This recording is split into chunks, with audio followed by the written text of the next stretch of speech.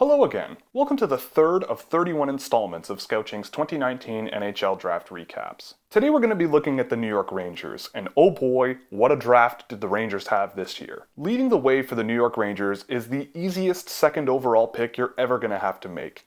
Kaapo Kakko is now a New York Ranger, everybody. I have spoken at length about what I've seen in Kaapo Kakko's game, and there is a lot to like. He's a great possession winger with tremendous dynamic offensive ability. He's really hard to knock off pucks. He's got a lot of good skating ability to get up the ice.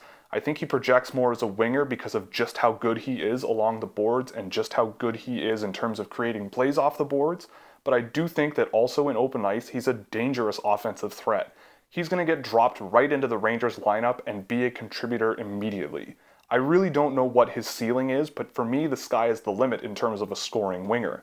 He does need to work a little bit in terms of refining his defensive ability, but overall the pros way outweigh the cons. So I think this is a great pick for the Rangers, and Rangers fans are justifiably excited about bringing this guy to town. At 49, the New York Rangers picked a player that honestly I thought might slip into the first round, in defenseman Matthew Robertson.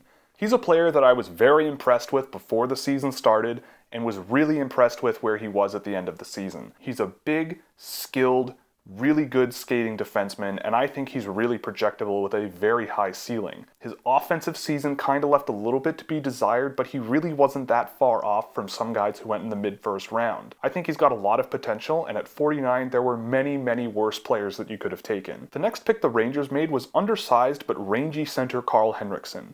He stood out to me at the under-18 in isolation, even when you consider that he was playing with names like Alex Holtz and Lucas Raymond. Stay tuned for those guys next year. But I do think that in terms of his transitional ability, getting up the ice, and overall offensive creativity, there's a really interesting player here with Hendrickson.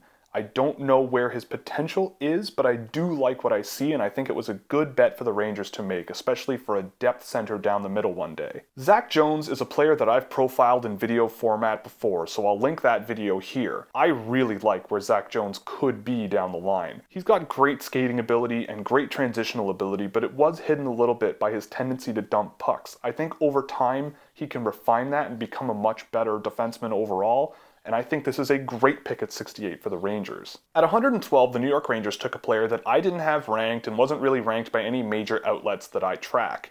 Hunter Skinner is a player who split time between two USHL programs. I caught him with Muskegon a couple of times and was never really that impressed, but he went to a much weaker team in Lincoln, kept up the same amount of production, and was involved pretty heavily in their offense. So I think this is a player that I'm a wait-and-see guy on.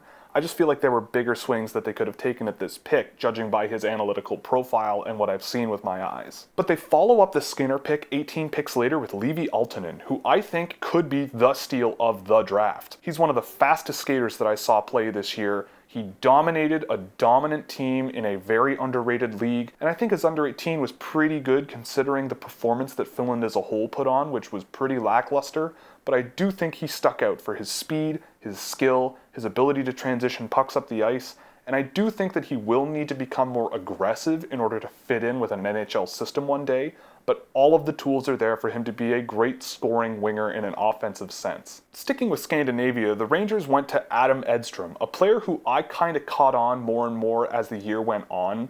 He was great in both ends of the ice at the under-20 level, but that's kind of to be expected for someone with his size and his profile, but he did not look out of place in the SHL either. I think he's a really nice project. He's big, he can play around the net, he can slap pucks in the net, he scores goals pretty well. I think this is an interesting bet, and he might not be a top 6 player one day, but as a fourth-line, penalty-killing center, he might be the player that the Rangers use on those valuable ELC years when they're hopefully contending for a Stanley Cup. And with the last pick in the draft, the Rangers took a big swing on Eric Chicolini, a player who kind of dropped down a lot of draft boards and almost went undrafted at the end of it all. I tracked 3 games of his, planning on making a video, and I had to stop because I really wasn't finding a whole lot to say about him, and his team as a whole was really just kind of hard to watch. His shot shares were below 30% when he was on the ice, and while he did show some nice separation ability and a really good shot, I wasn't really sold that there's an interesting long-term project there. Now, I've been burned saying things like that before, so it could happen again. He's going to college and a better team might inflate things a little bit, and he did show really well in terms of involving himself in offense and just putting up a lot of points. So he's a good bet to make in the 7th round, and a bet you could have convinced me to make. I'm just not really sure of where he's going to be outside of maybe a complimentary scoring winger one day. So if you've watched any Scouching report, we're going to translate the rating system we use into these videos. The number is going to indicate the overall level of potential that I see in a draft crop, and the letter is going to indicate the likelihood of reaching that ceiling for the crop as a whole. And with the New York Rangers, I have a hard time giving them anything outside of a 1B.